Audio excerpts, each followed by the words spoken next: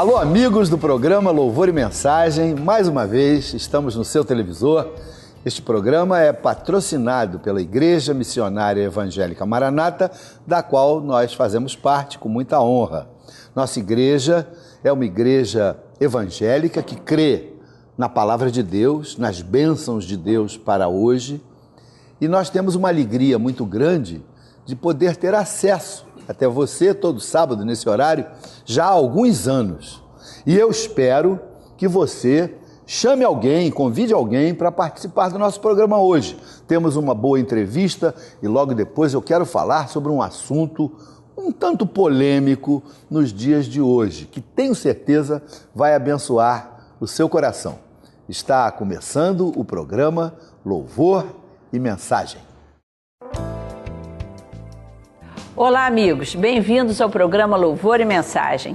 Hoje, no nosso bate-papo, eu vou conversar com Marcelo Matias. Ele é administrador de empresas no ramo hospitalar e também é membro do Conselho Municipal de Saúde em Duque de Caxias. E vamos falar sobre crise de fé, de como Jesus nos assiste nas nossas crises de fé também. Tudo bem, Marcelo? Hoje, graças a Deus, tudo bem. Marcelo, vamos lá. Você era um moço que teve um encontro com Jesus ainda cedo, não foi isso? Sim, desde os 10 anos eu comecei a frequentar a igreja presbiteriana lá em Duque de Caxias e tive uma trajetória lá na adolescência, na juventude, com meus pais, e cheguei a participar da liderança do grupo de adolescentes, do grupo de jovens lá daquela igreja. Chegou a estudar teologia? Sim, cheguei a estudar teologia por 2 anos, um seminário presbiteriano, até que chegou um determinado momento da minha vida em que eu saí. Você teve, vamos dizer, uma crise de fé. Uma crise de fé, sem dúvida. Uma crise de fé porque eu não me reconhecia mais ali naquele lugar, eu não sentia mais a presença do Espírito Santo e eu cheguei um momento em que eu entendi que ali não fazia mais diferença na minha vida. Eu acho interessante quando a gente alinhavou aqui o nosso bate-papo, porque muitas pessoas, às vezes, quando passam por uma crise de fé, gostam de culpar a igreja, a instituição, ou o pastor, ou uma outra pessoa. Não, eu gostei que você, Marcelo, você assumiu que a sua crise não teve nada a ver ou com a instituição, com uma pessoa. Foi um momento teu. E é até interessante a gente falar sobre isso, né? Porque pode ser assim, entre aspas, um rótulo, fulano se afastou da fé. Mas a verdade é que muitas pessoas passam por uma crise. Um esfriamento. Um momento de crise. A adolescência, a juventude é um momento difícil, não é? De inquietações, de indagações, de muitos chamados, de muita ansiedade, muita agitação. Do jovem, às vezes, querer se identificar com um grupo que não é bem o grupo da igreja, um grupo fora da igreja. Então, eu acho que o fato de você não ter falado, vamos dizer, culpado a instituição em si, é uma coisa assim muito pé no chão. Sim. Quer dizer, dentro da tua crise, você foi até bastante lúcido. Hoje a gente fala disso com mais lucidez, né? Porque às vezes realmente a gente fica procurando culpados. Culpar os outros. Sempre culpar alguém, ou culpar uma circunstância, ou culpar um momento, quando na verdade a opção é sempre nossa. A decisão é sempre nossa. Ninguém está numa igreja por causa do pastor, por causa do coral, por causa do grupo. A gente está na igreja por causa de Jesus. Então não há nada que possa ser mais importante do que Jesus para justificar a saída de alguém da igreja durante um tempo. E eu fiquei afastado por 10 anos. Foi um longo tempo. Foi essa busca, assim, de alguma coisa diferente que te impulsionou nessa saída? Foi um esfriamento, foi uma falta de estímulo, uma falta de fé. E que pode acontecer... Sem dúvida. Mesmo com alguém que conhecia o Evangelho como eu conhecia. Nesse ponto a gente tem que ser humilde, não é verdade? Sem dúvida. Porque eu não era uma pessoa desinformada, eu não era uma pessoa que não conhecia, eu era uma pessoa que conhecia outras igrejas, que conhecia lideranças jovens de outras igrejas, que fazia festivais de música na cidade, que fazia ar livres, retiros, organizava retiros, eu participava ativamente das atividades da igreja. E, de repente, o inimigo, de alguma forma, encontrou uma brecha, uma oportunidade para me fazer questionar aquilo tudo. Se era aquilo mesmo que era certo, se eu estava fazendo as escolhas certas. E você não procurou ajuda, né? E eu não procurei ajuda. Eu achei que eu era suficiente para tomar a decisão adequada. É típico essa autossuficiência na juventude, é típica, exatamente. Né? Então eu entendi que eu era autossuficiente para escolher aquilo que era melhor para mim e que naquele momento não era a igreja. Eu entendi que a igreja tomava meu tempo, que ela às vezes me cansava e que eu poderia ter outras oportunidades, outras atividades, enfim. E aí fui esfriando até sair. Quando eu saí do seminário, saí da igreja, de todos os cargos que eu tinha e saí de uma vez. Eu não fui saindo aos poucos, né? Quando eu saí de uma vez e infelizmente eu fiquei esse tempo todo fora. Mas voltou, não é? Graças a Deus. Agora, Marcelo, me diz uma coisa. Nesse período, você também ficou zangado com Deus? Olha, você fazia orações, você conversava com Deus? Eu nunca cometi a loucura de negar a Deus. Mas eu procurei me manter o mais longe possível das atividades religiosas. É um momento de estranhamento em que você não se reconhece. E aí você começa a bater na parede, né? Você começar a ir para um caminho e aquele não é o caminho, você vai para outro, aquele também não é. Você começa a girar em torno do mesmo lugar. Você começou a buscar caminhos... Ah, sem dúvida. Assim, até prejudiciais a prejudiciais, você? Sem dúvida. Por exemplo? O alcoolismo, o jogo, o cigarro, enfim, a vida noturna, enfim. Você chegou até a experimentar droga? Coisa muito, muito superficial, então também não quero valorizar a desgraça, né? Uhum. É coisa muito superficial, que graças a Deus, Deus me livrou, não me permitiu avançar nisso. Mas, assim, eu coloquei minha família em risco algumas vezes, porque eu não cuidava, não zelava pela minha casa, né? Quando você tem vícios, quando você tem uma vida, uma atividade muito grande... Você ficou um marido relapso. Um marido relapso, uma pessoa ausente, porque a casa era o meu dormitório, né? E isso é uma coisa muito ruim, porque você faz mal à sua família. Você estava buscando alguma coisa para preencher... Sem dúvida, aquele vazio de fé, de Cristo na tua vida, não é? Sem dúvida.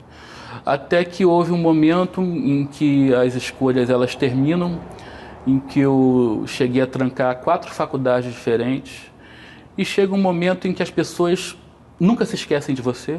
Aí já não era mais uma crise de fé, aí já era a vida em crise. A vida em crise, sem dúvida. E aí os seus irmãos, a sua família, as pessoas próximas, elas nunca se esquecem, elas sempre estão orando por você, sempre pedindo a Deus, sempre testemunhando de como é que está a igreja, que a gente precisa voltar. Você foi trabalhar até numa instituição evangélica. E isso foi muito importante, porque os meus diretores são evangélicos e frequentemente eles me falavam da necessidade de eu voltar. E eu participava de cultos dentro da instituição onde eu trabalho, porque há cultos semanais. Então eu era o administrador, às vezes tentava correr, mas eu sempre estava participando e sempre era uma mensagem e de alguma forma Deus encontra um jeito de tocar no teu coração, né? E aí eu relembrei dos momentos da Maranata, da ABI, da Maranata de Caxias, que por algumas vezes eu já tinha frequentado, e o Senhor me levou até lá e algo aí que eu pensei... Acabou tendo, a gente pode dizer assim... Saudade. Saudades, sem dúvida. Você teve saudade da vida com Cristo. E aquilo que eu achei que eu nunca mais ia sentir novamente, que era a presença de Deus, que era louvar a Deus num culto e entender a importância daquele momento, que era ouvir Deus falando, aquilo que eu nunca mais pensei que eu sentiria na minha vida, porque eu vivi isso de forma muito intensa no passado, Deus foi plantando no meu coração. E ali eu comecei a encontrar de novo o desejo de ouvir, o desejo de orar, e como é que a igreja te recebeu? E a igreja me recebeu de braços abertos, é uma bênção aquele lugar. É um lugar que edifica, que alimenta, que conforta, que ajuda. É uma família, né? Você diria, até para o nosso público, Marcelo, que quando a pessoa passa por uma crise dessa, que muitas pessoas podem passar até em qualquer idade, você diria que a pessoa deve ficar na igreja, apesar dos seus questionamentos? Olha, apesar de qualquer qualquer coisa que a pessoa possa sentir, de esfriamento, o que quer que seja, ou um problema, ou uma ausência, ela nunca deve se afastar de forma tão radical como eu fiz. Ela deve permanecer, porque todo mundo pode passar por uma crise. E a igreja é um local de cura, E a igreja né? é o local da cura. A igreja é o local que vai proporcionar essa cura, que vai proporcionar esse retorno, que vai proporcionar esse reencontro. E a gente não deve não dar essa oportunidade da igreja trabalhar esse reencontro, da igreja reavivar a alma, reavivar a fé, reencontrar Jesus. É verdade. A gente se existe nunca um deve... lugar Se que existe Deus um lugar, opera, exatamente. é a igreja, através de uma mensagem, de uma palavra, de um amigo. Sem dúvida. Agora, Marcelo, você disse que depois que você voltou para Jesus, não é? Porque ele sempre esteve com você. Comigo. Que tudo mudou. Tudo você mudou.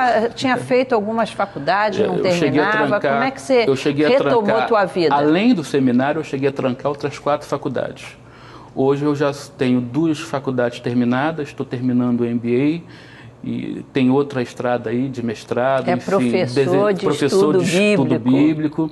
Já preguei em algumas maranatas, em algumas igrejas maranatas onde eu tive a oportunidade de ser convidado.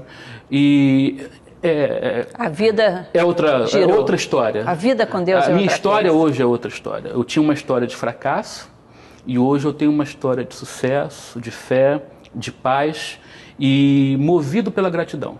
E com essa fé, parece que o Senhor veio te restaurar na hora certa, porque tua esposa ficou doente. Sem dúvida. Suspeita de câncer, e você já tinha aí condições de ser o ajudador dela. Por causa de uma tosse, ela acabou fazendo um exame, e esse exame mostrou 2 nódulos do pulmão e imagens hipodensas no fígado.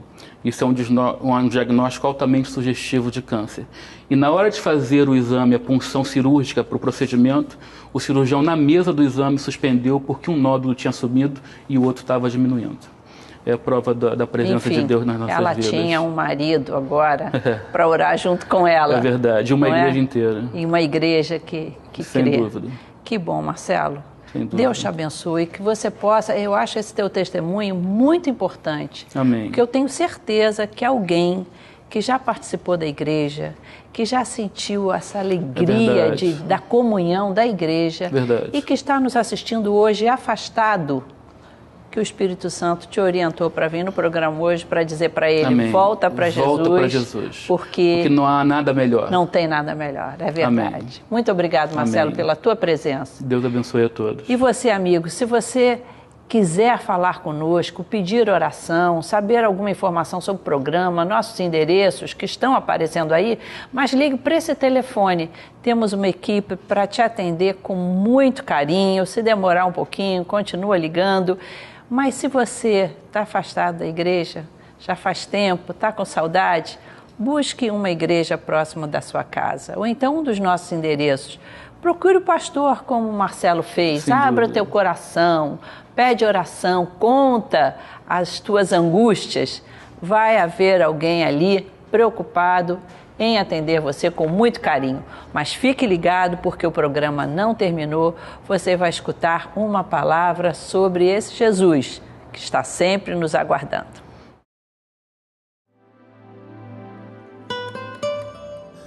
Meus amigos, antes de falar alguma coisa do tema que eu escolhi para que nós conversássemos nesse programa, eu quero reiterar um convite.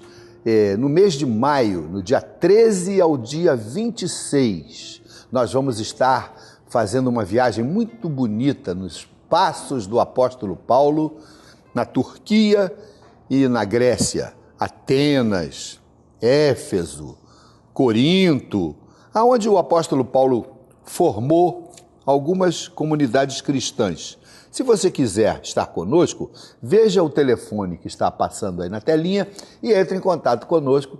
Nós teremos um imenso prazer em fazer a sua adesão à nossa excursão. Algumas pessoas também me perguntam sobre os meus CDs, os meus hinos, as minhas músicas, que gostariam de ter acesso às minhas músicas. Olha, o mesmo telefone, 2567-7770, alguém vai informar você como é que você pode adquirir esses CDs que não...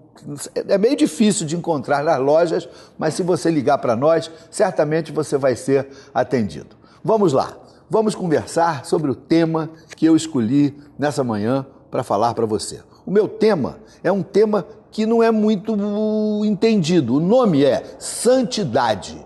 O que vem a ser santidade? Quando se fala de santidade, as pessoas entendem que é alguém assim, com uma auréola na cabeça, com aquele olhar assim angelical, e algumas pessoas são santas, como o apóstolo Paulo, como o apóstolo Pedro, ou como os discípulos de Jesus, ou mesmo a mãe de Jesus. Esse é um conceito sobre santidade, mas a Bíblia tem um conceito totalmente diferente sobre santidade. Para a palavra de Deus, santidade significa separado das coisas que fazem a pessoa adoecer na alma, fazem a pessoa se tornar uma pessoa contaminada, corrompida com os costumes, com os padrões que andam por aí. A palavra de Deus no livro de Levítico, no capítulo 11, diz assim, versículo 45, Eu sou o Senhor que vos tirei da terra do Egito, para que eu seja vosso Deus. Portanto, vós sereis santos, porque eu sou santo. Então, a palavra de Deus nos orienta a sermos santos, porque Deus é santo. Então, veja bem, o desejo de Jesus é que todos nós sejamos santos. Aliás, o apóstolo Paulo, quando se referia às igrejas do Novo Testamento, ele falava aos santos que estão em Corinto, as minhas saudações, aos santos de Éfeso. O que eram os santos? Em primeiro lugar, eram pessoas vivas. Então não existe aquele sentido de que tem que morrer para virar santo. Não, nós temos que ser santos na vida. Lógico, é quase impossível uma pessoa viver sem, de alguma forma, escorregar, não é verdade? De falar alguma coisa que entristece a santidade suprema do nosso Deus. Mas esse é um alvo que nós temos que ter. Nós precisamos procurar esse alvo. Nós temos que ansiar por uma santidade. E isso depende da nossa intenção de coração. A minha intenção é agradar a Deus. Se você tem como intenção no coração agradar a Deus, você poderá até desagradá-lo. Porque o pecado para aquele que ama a Jesus é uma espécie assim de acidente de percurso. Não é uma coisa assim que a pessoa anseie fazer. Hoje eu vou pecar assim, legal. Quer dizer, isso não é típico de uma pessoa que tem uma nova natureza, que nascido de novo, que foi convertido à fé cristã, à busca de uma santidade de vida. Então, nós precisamos ser santos. E você, meu amigo, que está me ouvindo nesse momento, precisa saber disso, que Jesus Cristo quer de você que você passe a ter um padrão de vida, onde você quer agradar ao Espírito Santo, você quer agradar a Deus. E aí você começa a descobrir o que é que Deus quer de você, que nós precisamos amar os nossos inimigos, amar os nossos semelhantes, precisamos, não temos que nos corromper com as coisas do mundo. Então, quanto mais perto de Jesus nós vamos ficando, mais desapegados às coisas do mundo, às coisas que atrapalham, que desagradam a Deus. É por isso que quando a gente tem um encontro com Jesus, a gente precisa rever a nossa escala de valores. O Evangelho faz com que o homem que tem um encontro com Jesus pessoal, um encontro real, um encontro que parte do coração, não uma coisa assim sentimental, eu vou para a igreja para ficar curado. Veja bem, Jesus nos cura, mas eu não quero ir para a igreja para ficar curado, eu quero, ainda que curado, permanecer na igreja, ou ainda que eu não tenha uma doença para pedir a Deus que me cure, eu quero procurar por Ele, eu quero ansiar pela presença de Deus. É como um filho que ama o seu pai, que não tem necessidade no momento de pedir dinheiro ao seu pai, mas assim mesmo quer estar ao lado dele, porque o ama, porque quer permanecer perto do seu pai, e não só ficar explorando, papai me dá um dinheiro aí, papai me dá um dinheiro aí. Então, nós temos esse compromisso, temos esse alvo. Eu não sei como é que você anda lá, julgue-se cada um a si mesmo. Pense você que está me ouvindo agora, quais são as tuas verdadeiras intenções na vida? O seu alvo é agradar a Deus? O seu alvo é permanecer na presença de Deus? Ou será que a sua experiência com Jesus é só um troca-troca? É só um me dá lá, toma cá? Ou então na base do eu tenho que dar dinheiro para me tornar um empresário? Isso não é bem a linguagem do Evangelho de Jesus. Ele quer de você, meu amigo, de mim e de todos nós, Ele quer que nós sejamos santos, que nós vivamos com princípios que agradem a Deus, que agradem ao Espírito Santo. Então aí nós começamos a dizer não para determinadas coisas que vão ferir essa santidade, essa pureza da alma. E as coisas que não agradam a Deus, a gente já não tem muito prazer nelas. A gente pode fazer as mesmas coisas que as pessoas normais fazem. A gente pode ir à praia, a gente pode passear, a gente pode gostar de uma boa comida, a gente pode gostar de viver intensamente a vida, a gente pode gostar de um esporte, mas tudo isso precisa ser feito de um jeito que a gente queira agradar a Deus, que nada do que fazemos possa entristecer o Espírito Santo nas nossas vidas. Essa é uma característica de alguém que teve um encontro com Jesus. Não é ganhar dinheiro, não é ficar rico, não é virar empresário, não é nada disso. É ser santo, é buscar uma pureza de alma, de coração, de olhos, de andar, de pensar, que nós agrademos o Espírito Santo. Eu gostaria de desafiar você que está me ouvindo nessa manhã, neste programa.